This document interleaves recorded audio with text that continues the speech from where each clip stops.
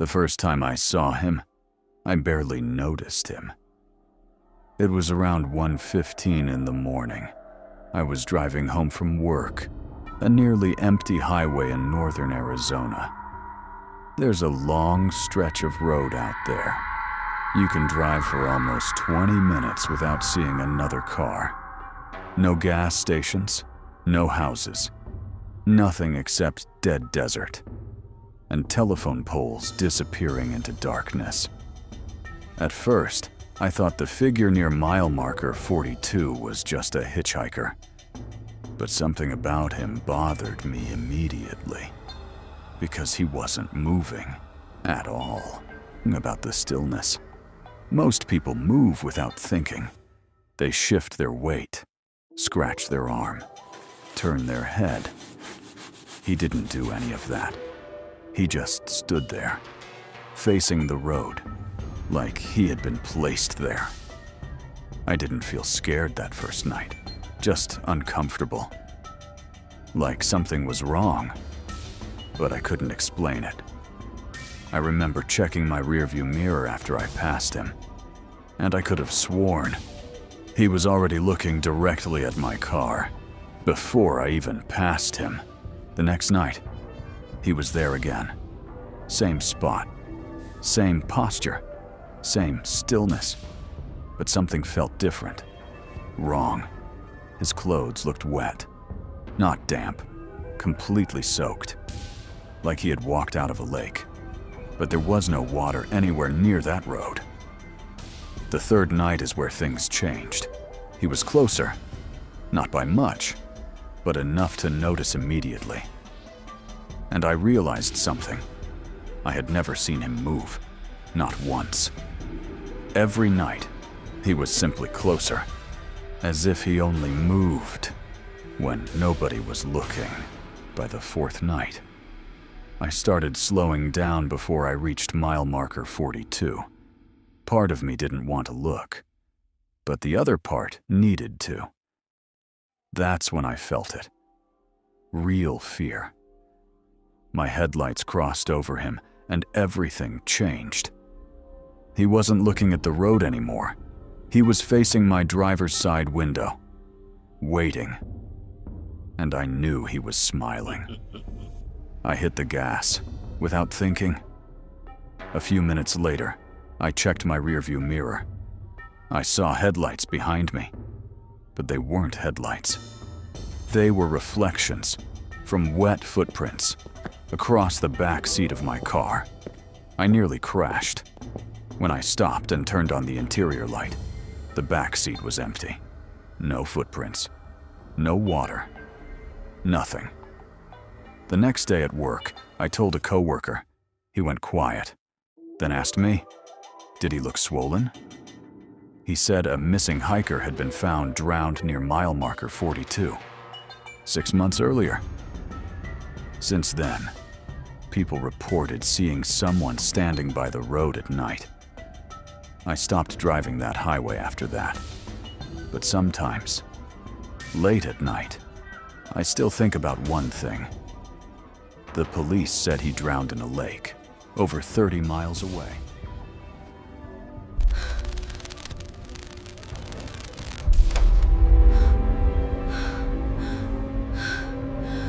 I still don't know why I didn't leave the house sooner, honestly. That's the part that bothers me most now. Not the voice, not the footsteps upstairs, not even what I saw near the nursery door. It's the fact that, deep down, I knew something was wrong hours before things escalated, and I stayed anyway.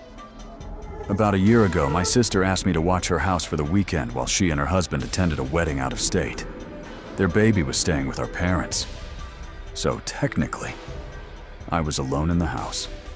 At least, that's what I believed. The house itself sat in a quiet neighborhood outside Portland. Nothing isolated. Nothing creepy. Completely normal. That first night was uneventful, until around 12:40 a.m. I was downstairs watching TV when I heard static crackling softly from the kitchen counter. At first, I ignored it, Then I realized the sound was coming from the baby monitor. I remember staring at it for a second, confused. The nursery upstairs was empty. Nobody should have been using the monitor. I picked it up and listened. For a few seconds, there was only static. Then, I heard breathing. Slow, uneven breathing. The kind that immediately makes your brain start trying to rationalize things. I told myself it had to be radio interference. Maybe another monitor nearby crossing frequencies. That explanation felt reasonable for about 10 minutes. Then I started hearing footsteps upstairs. Heavy footsteps. Slow pacing, directly above me. I muted the TV immediately. The entire house went silent. Except for the sound of someone walking across the second floor. One step, another step, another step. The pacing felt deliberate, almost cautious. That's when I started feeling that horrible psychological discomfort, where your brain keeps trying to convince you not to panic, even though your instincts are screaming at you. I grabbed my phone and called my sister. No answer. The footsteps continued, and what made everything worse was the pacing pattern. It sounded like whoever was upstairs kept stopping directly outside the nursery, as if they were listening. At one point, the footsteps stopped completely. For almost 30 seconds. Nothing. No movement. No sound. Then, the baby monitor crackled again.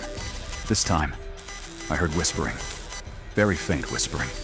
At first, I couldn't understand the words. Then suddenly, I heard a man quietly say, "She knows you're downstairs." Every muscle in my body locked up. I remember staring toward the staircase, trying to decide whether I was overreacting. That's the terrifying thing about situations like this. Your brain keeps looking for logical explanations, even when your instincts already know the truth. I backed toward the front door slowly, without taking my eyes off the staircase. That's when I noticed something else. The upstairs hallway light was on. I was absolutely certain. It had been off earlier.